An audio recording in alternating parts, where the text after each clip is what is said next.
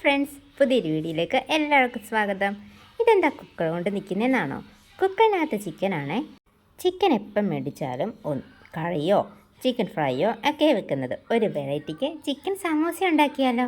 ഉപ്പും മഞ്ഞൾപ്പൊടിയും ഇട്ട് ചിക്കൻ വേവിച്ചെടുത്തതാണ്. ചിക്കനിൻ്റെ എല്ലൊക്കെ മാറ്റി ഒന്ന് പൊടിച്ചെടുക്കണേ. ഇനി നമുക്ക് സമൂസയ്ക്കകത്തുള്ള ഫില്ലിംഗ് ഉണ്ടാക്കാം.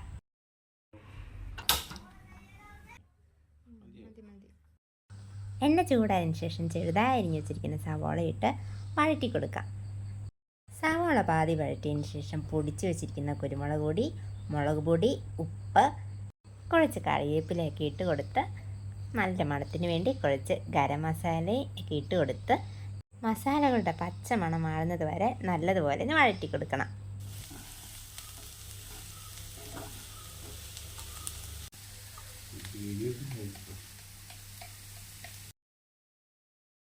പച്ചമണമൊക്കെ മാറിയ സവാള കൂട്ടിലേക്ക് നമ്മൾ പൊടിച്ച് വെച്ചിരിക്കുന്ന ചിക്കൻ കൂടെ ചേർത്ത് കൊടുക്കണം.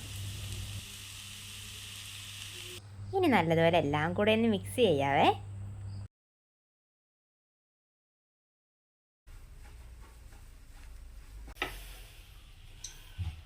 സമൂസയ്ക്കകത്ത് വെക്കാനുള്ള ഫില്ലിങ് തയ്യാറായിട്ടുണ്ട്.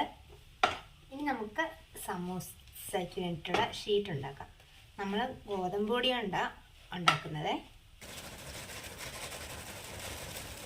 ആവശ്യത്തിന് ഉപ്പും കുറച്ച് ഓയിലും കൂടെ ചേർത്ത് കൊടുക്കാം.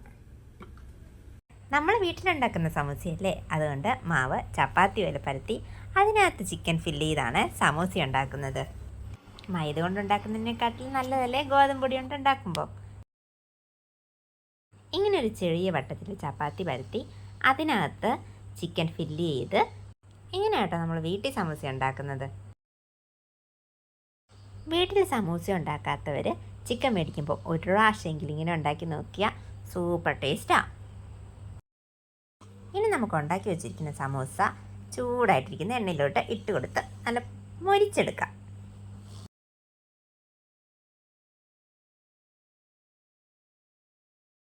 എപ്പോഴെങ്കിലും ഇങ്ങനെയൊക്കെ ഒന്ന് സമൂസ ഉണ്ടാക്കി നോക്കിയാൽ എല്ലാവർക്കും ഇഷ്ടപ്പെടും കേട്ടോ. എല്ലാവരും ഒന്ന് ട്രൈ ചെയ്ത് നോക്കണേ.